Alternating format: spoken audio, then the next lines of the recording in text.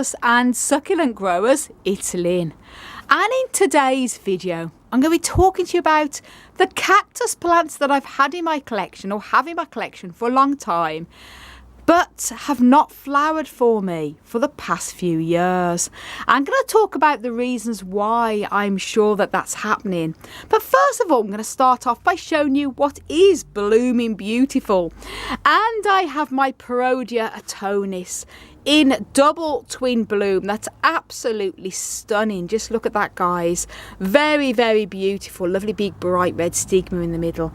Very, very gorgeous. I also have my gymnoclyssyums as well. The weather has been absolutely mental for July here in Ireland, and I know many parts of the UK as well. Rain, heavy rain one minute, sunshine the next, and sadly gymnoclyssium need a lot of bright sunshine to open up the blooms properly. So this is probably as open as it's going to be, but it's still beautiful to see. My gymnoclyssium saglionis as well has been blooming beautiful. Blooms a little bit more open there, but they would open a lot more if it wasn't so weather being so crazy at the moment. But lovely to see, and buds on the way there. I've got my Mammillaria boccasana that has been blooming constantly all through the summer. Absolutely beautiful ring of flowers there, and lots of other Mammillarias have been blooming on and off as well. And I have my Astrophytum ornatum, my 27-year-old Astrophytum ornatum, that is still blooming. It bloomed the other day. I did a buds to blooms video, but the other bud has opened up now, and it's just absolutely stunning. Very old cactus, the 27 years I've had this, and it's huge. Look at the size of it with my hand. Another bud on the way, so that's beautiful. And I have my Cactus Fulpis corda with a wacky colourful bloom there. My other Cactus bormani was flowering the other day too, but that's lovely. And the little flowers are tubular and thin because they're pollinated by little hummingbirds in their natural habitats. But lovely to see that lovely colourful flower. Lots more buds on my Echinopsis. Sadly, the majority of my Echinopsis cactus plants were all in bud, and they've aborted the buds due to the crazy weather we've been having. It's just been very wet, very, very horrible really. Very, very heavy rain and then sunshine the next, and it's just confused the buds. So a lot of them have dropped off, which has been very disappointing. But I have had lots that have been blooming already, as I'm sure you've seen with my uploads. And here, very happy to see. And that's a little bit, I'm going to talk a little bit more about why. I'm going to show you first of all the cactus plants I've had in my collection a long time that never used to fail to bloom for me, but I've not bloomed for the past 5 to 6 years.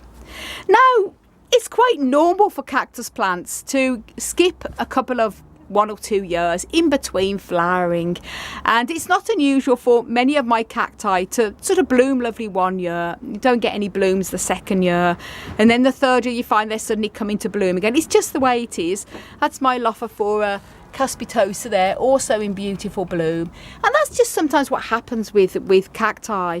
However, I've had these cacti I'm going to be talking about now that religiously flowered for me every year. I've had them for many, many years, and just not for the past few years. And the first one will be my stenocactus here, and this I've had for a very, very, very long time in my collection, possibly 25 years, and it used to flower every single year for me without fail.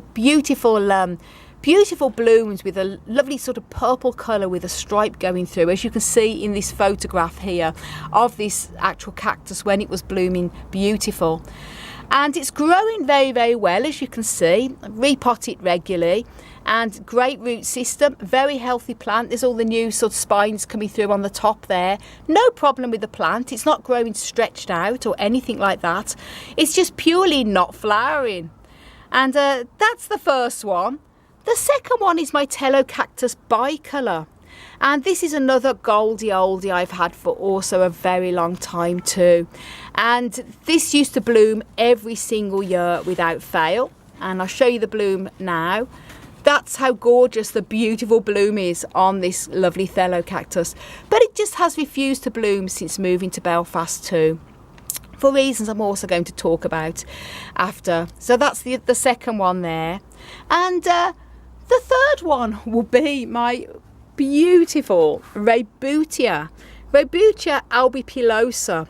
And this one always gets a lot of attention in my videos when I'm doing my updates. It's a gorgeous white soft-haired Raybutia. It's absolutely gorgeous, and it's a very healthy plant. I mean, this is all the new growth just from this spring and summer here. Loads of new growth coming through, and it used to flower religiously for me as well. Beautiful bouquet of gorgeous bright orange blooms all over the whole plant. As you can see in the photograph here, it was such a reliable bloomer. But for the past 6 years or so, no blooms. It's a no-shower. But the plant itself is very healthy, as you can see. It just keeps producing more and more pups. And that's the sign. It's a healthy plant.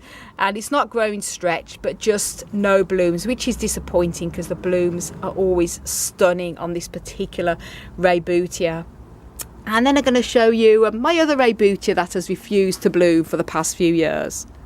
Now here I am in my little white greenhouse here. I have a lot of the tall type of cacti, and a lot of them are coming into bud, which is very exciting.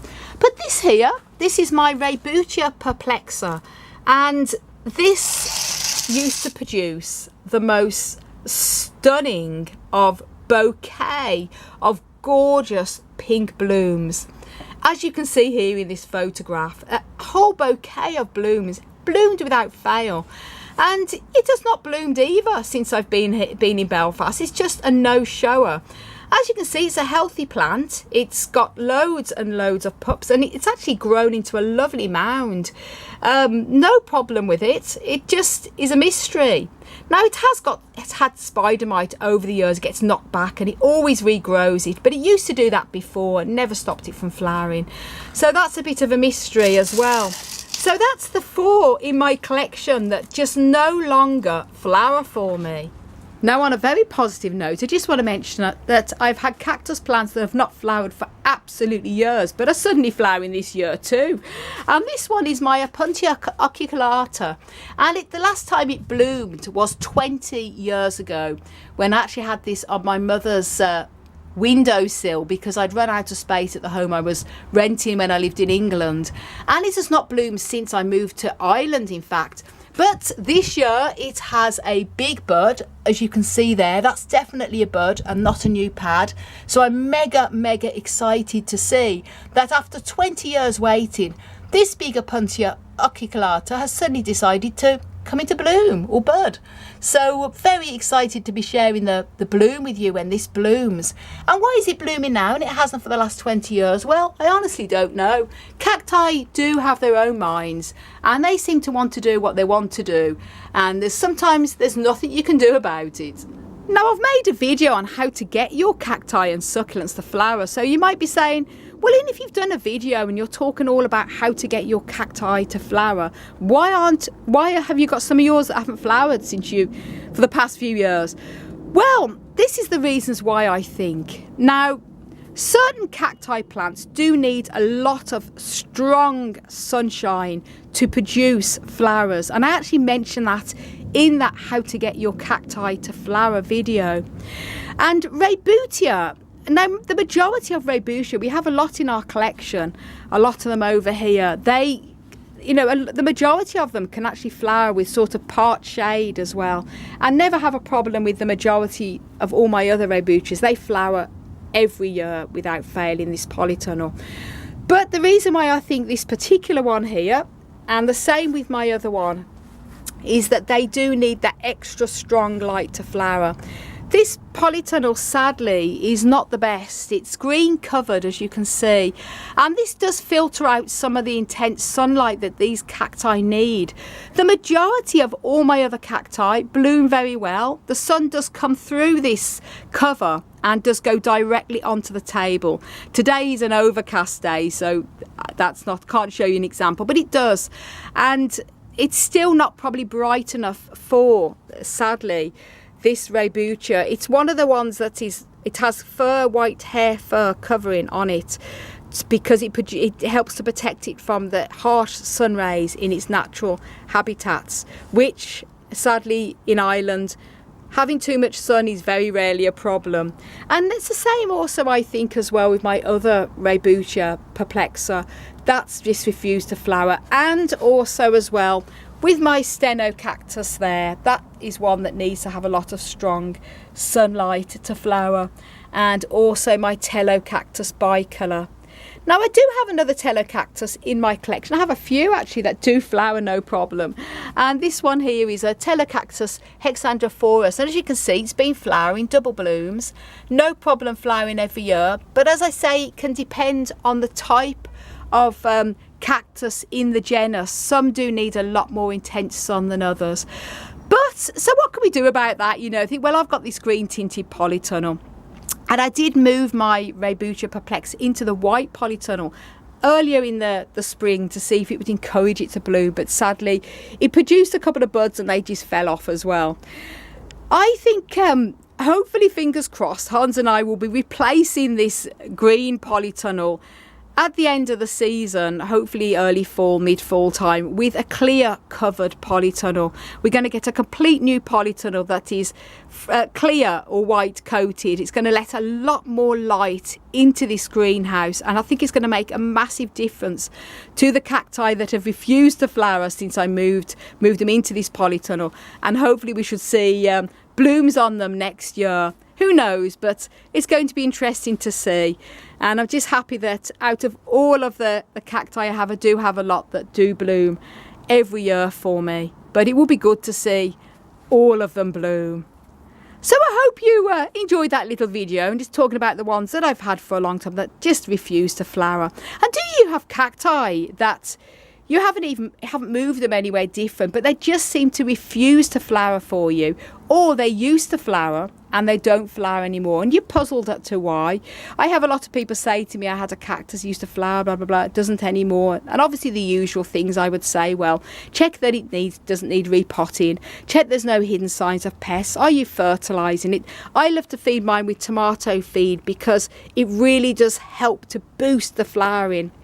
I notice a massive difference, and I use it at half the strength I recommend obviously using for tomatoes, but I've made a whole video on that, on why I like to use tomato feed for fertilising cacti to encourage blooming. So do watch that if you want to know why, and I'll link that video up above and down below, as I will do how to get your cacti and succulents to flower.